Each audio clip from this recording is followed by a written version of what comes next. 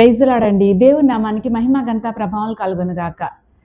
ప్రతిదానికి సమయం కలదని మనము ప్రసంగిలో ఎన్నోసార్లు చదువుకొని ఉంటాం కదండి. కానీ ఎంత మటుకు మన విశ్వాస జీవితంలో మనము ఫెయిత్‌ని ఎక్సర్సైజ్ చేస్తున్నాం అనేది మనం గ్రహించుకొనబద్దులమై ఉన్నామండి. మరి ప్రతి విషయానికి ఏది ఎప్పుడు జరగాలో ఆయన నిర్ణయించిన సమయంలో జరుగుతుందని మనం ఎంతమందిమి నెమ్మదిగా ఉంటున్నాము, ఎంతమందిమి విశ్వసిస్తున్నాము, ఎంతమందిమి టెన్షన్ పడుతున్నాము.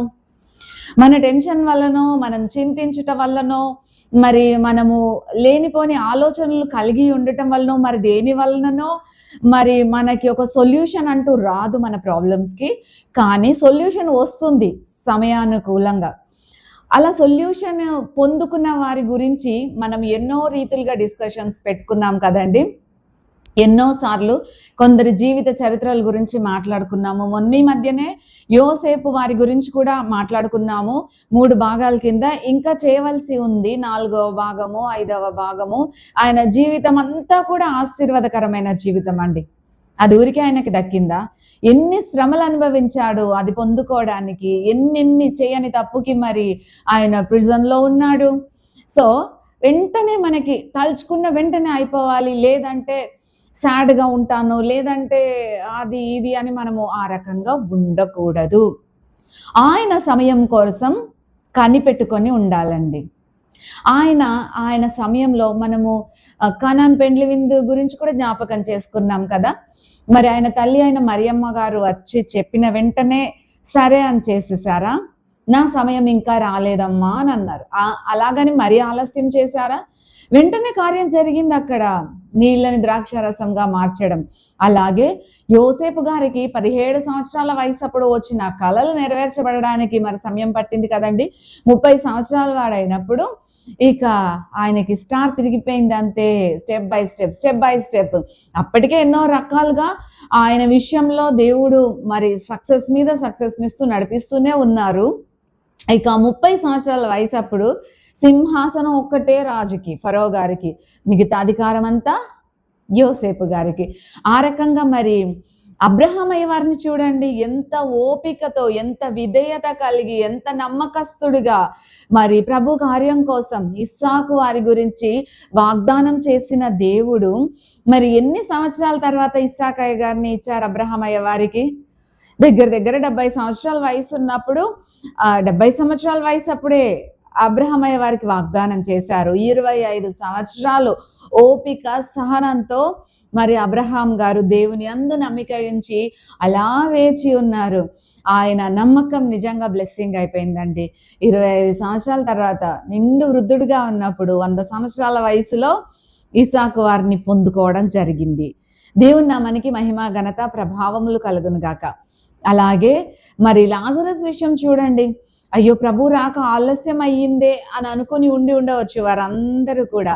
ఆయన వచ్చిన ఆయన కార్యాన్ని పర్ఫెక్ట్గా చేసి లాజరస్ గారిని సమాధి నుంచి మరి లాజరస్ బయటికి రా అనగానే వచ్చేయడం జరిగింది కదండి.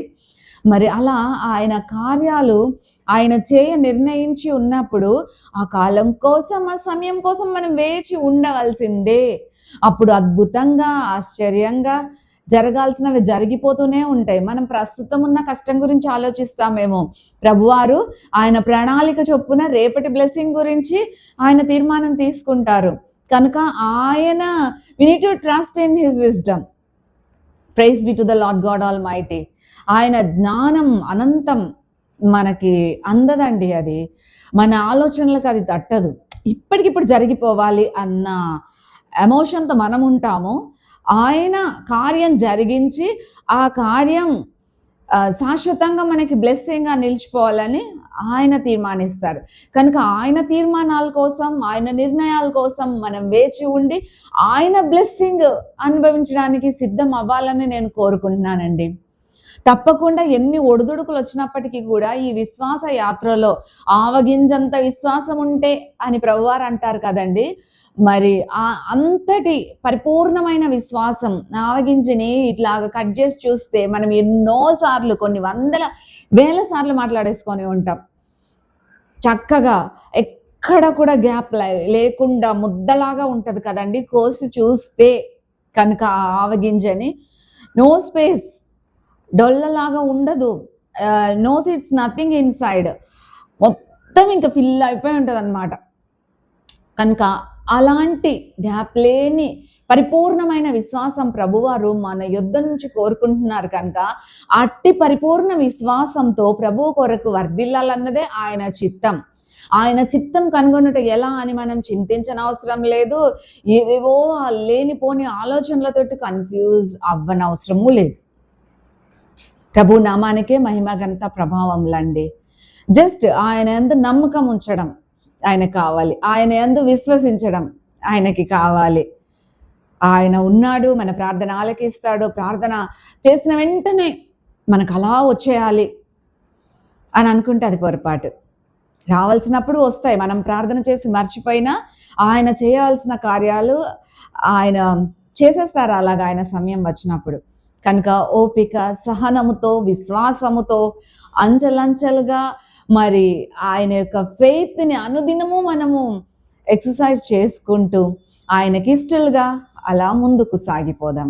దేవుడు మనందరినీ దీవించాలని కోరుకుంటూ ఆయన మనల్ని అత్యున్నతమైన స్థితిలో పెట్టి అంచెలంచెలుగా ఆశీర్వదించాలని కోరుకుంటూ, ఎవరు డిసప్పాయింట్ కాకుండా, డిస్కరేజ్ అవ్వకుండా ఉండాలని మీ సహోదరిగా మిమ్మల్ని ఎంకరేజ్ చేస్తూ కంక్లూడ్ చేస్తున్నాను.